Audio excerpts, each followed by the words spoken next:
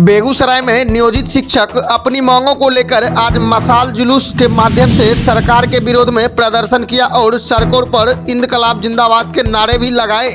दरअसल नियोजित शिक्षकों का आरोप है कि जिस वक्त से उनकी नियुक्ति की गई थी उसके बाद उन्होंने पूरी लगन से छात्रों के जीवन को संवारने का काम किया और यही वजह है कि आज मैट्रिक से लेकर इंटर तक में छात्र अच्छे प्रदर्शन कर रहे हैं, लेकिन बावजूद इसके सरकार के द्वारा सिर्फ उन्हें लॉलीपॉप थमाया गया और राज्यकर्मी का दर्जा देने की बात कही गई और इसके आड़ में शिक्षकों से भीतर घात करने का काम किया गया।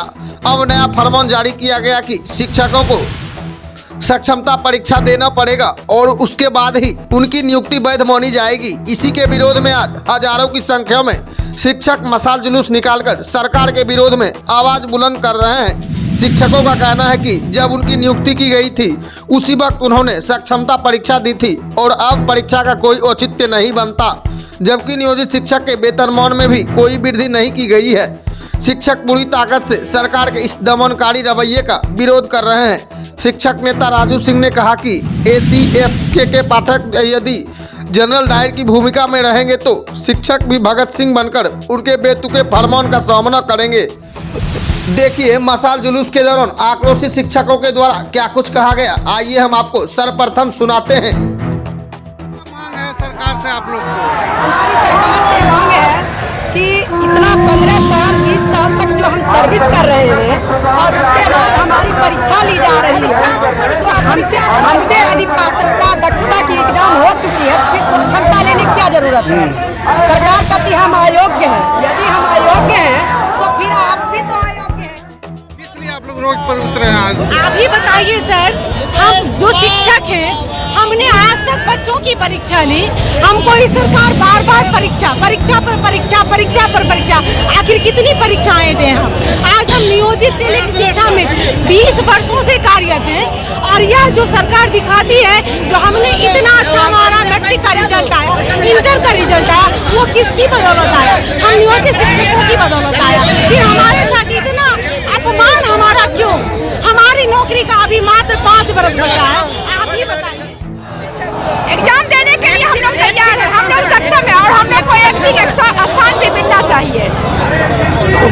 मैंने आप लोग का क्या इसमें दिक्कत क्या है, परेशानी क्या हो रही है आप लोग को?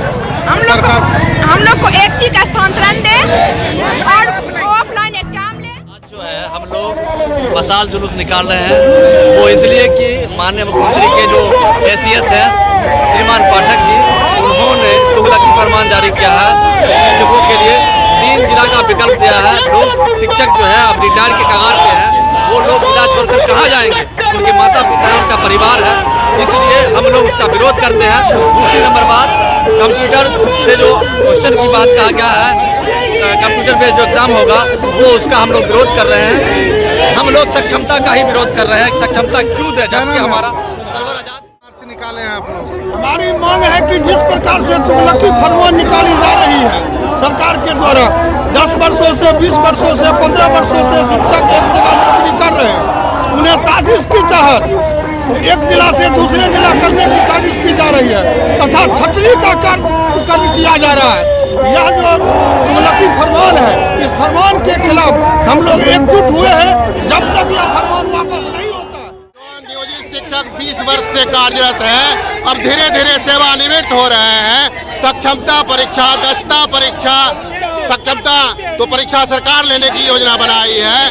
TT की परीक्षा, दक्षता की परीक्षा 20 वर्षों में दे चुका है। अब सेवा का मात्र 5 वर्ष, 7 वर्ष, 8 वर्ष रह गया है, तो अब हम फिर किस परीक्षा को पास करेंगे? क्या जो पत्र जारी करते हैं CS वो आज 20 वर्ष के बाद IAS की परीक्षा में बैठेंगे तो ये सभी शिक्षक भी बैठेंगे।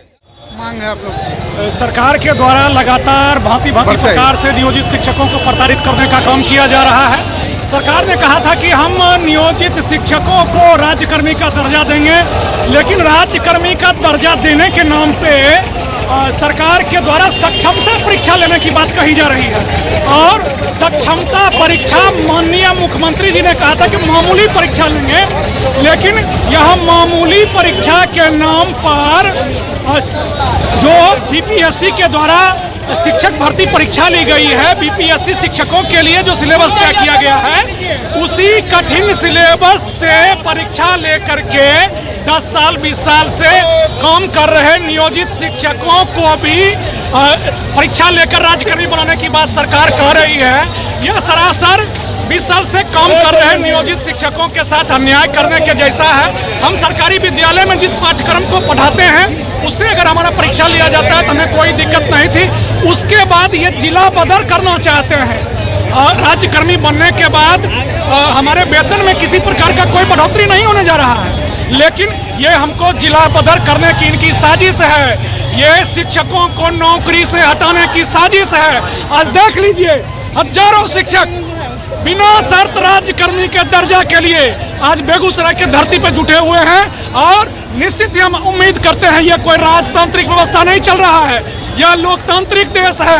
लोकतंत्र में जब भी कोई जन समूह अपनी मांगों को लेकर के आवाज उठाता है तो सत्ता में बैठे हुए नेताओं को चाहिए कि उन समूह की बात को सुने, समझे और माने।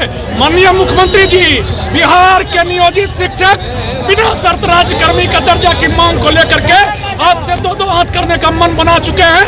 शिक्षा विभाग के अपर मुख्य सचिव माननीय के पाठक के द्वारा लगातार शिक्षकों को शोषण करने का काम किया जा रहा है। बिहार के शिक्षक किसी चीज से डरने वाले नहीं है। हजारों शिक्षक पे अगर उनको कार्रवाई करनी है, वो अगर जनरल डायर की भूमिका में आना चाहते हैं तो हम भगत सिंह की भूमिका में आने के लिए तैयार हैं।